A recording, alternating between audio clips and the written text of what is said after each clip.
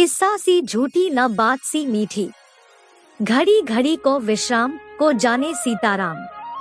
न कहे बाले को दोष, न सुनाए बाले का दोष।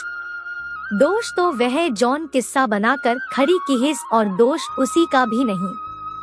शक्कर को घोड़ा सकल पारे के लगाम, छोड़ दो दरिया के बीच, चला जाए छमाछम छमाछम। इस पार घोड़ा उस पार घास, न घास घोड़ा को खाए, न घोड़ा घास को खाए।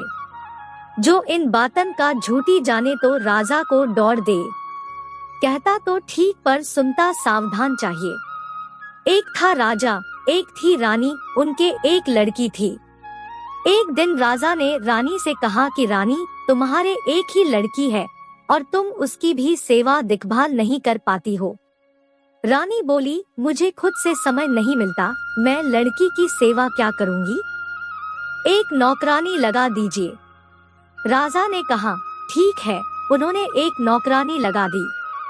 अब वह नौकरानी उस लड़की की सेवा करती, उसके कपड़े धुलती, उसे नहलाती, उसके बाल संवारती, सब कुछ करती। एक दिन जब नौकरानी लड़की के बाल संवार रही थी तो लड़की के बालों से एक जुआ निकला। तब उसने उस जुए को रानी को दिखाया और कहा, देखिए रानी जी, आपकी लड़की के सिर से जुआ निकला है। रानी ने देखा और बोली, ठीक है, इसे एक शीशी में बंद करके रख दो, राजा साहब को दिखाएंगे। नौकरानी ने उसे एक शीशी में बंद करके रख दिया। जब राजा साहब आए तो उन्हें दिखाया गया। राजा ने भी उस जुए को देखा और उसे एक टीन के कनस्तर में रखवाकर उसे तेल से भरवा दिया। कुछ दिन बीत जाने के बाद वह जुआ बड़ा होकर एक कीड़े का रूप धारण कर लिया। तब एक दिन राजा ने उस कीड़े को अपने आंगन में एक घरघुला बनवाकर उसमें रखवा दिया और पंचायत बुलाकर कहलवा दिया कि जो कोई इसे पहचान लेगा और बता देगा कि यह क्या है, तो मैं अपनी लड़की की शादी उसे से कर दूंगा। अब बड़े बड़े राजा महाराजा आए, देखा, परंतु कोई भी उस जुए को पहचान न सका। उधर से ही एक नाई निकला। उसने कहा, राजा साहब, मैं बताऊं, आप मेरे साथ अपनी लड़की की शादी करेंगे?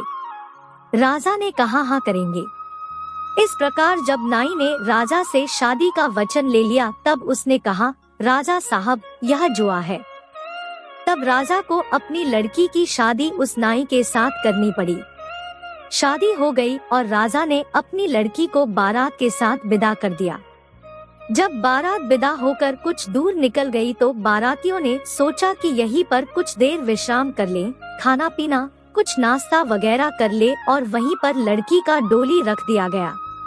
तो लड़की मन में सोचने लगी कि हे भगवान, मेरे पिताजी को इतना भी याद न रहा कि कहाँ मैं एक राजा की लड़की और कहाँ मैं इस नाई के साथ रहूंगी।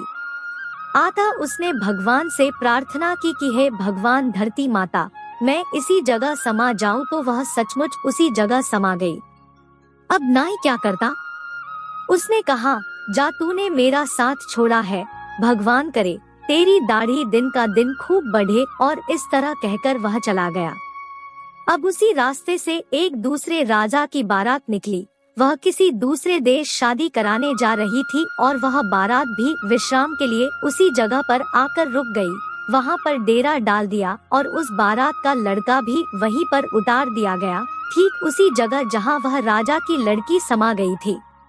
जब लड़का द्रिल्हा पालकी से उतरकर हाथ मुंह धोने लगा तो उसने जमीन पर थोड़े थोड़े दिख रहे सोने जैसे बाल देखे।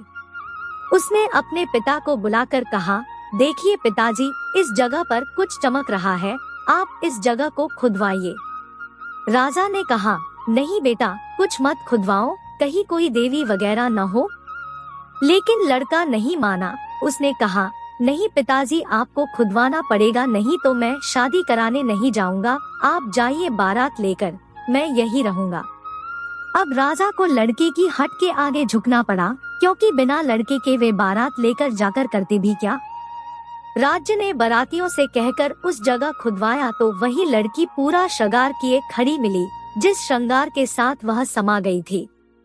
जब लड़की को बाहर निकाला गया तो वह बोली, राजा साहब, मुझे छोड़ दो, मैं कहीं नहीं जाऊंगी, मुझे मत ले जाइए।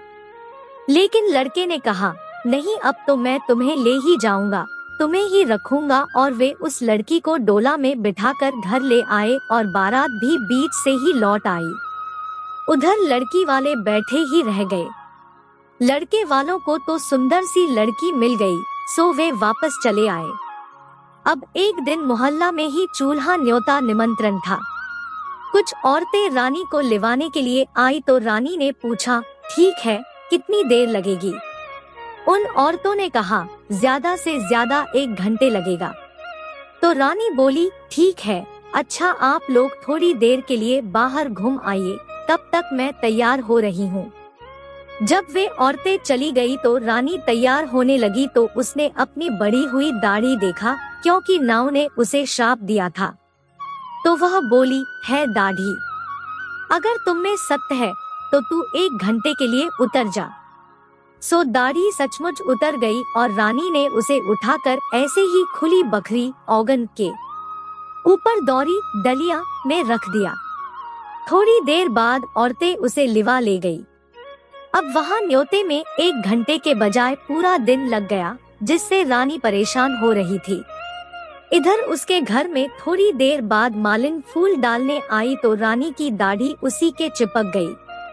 अब वह बेचारी अपना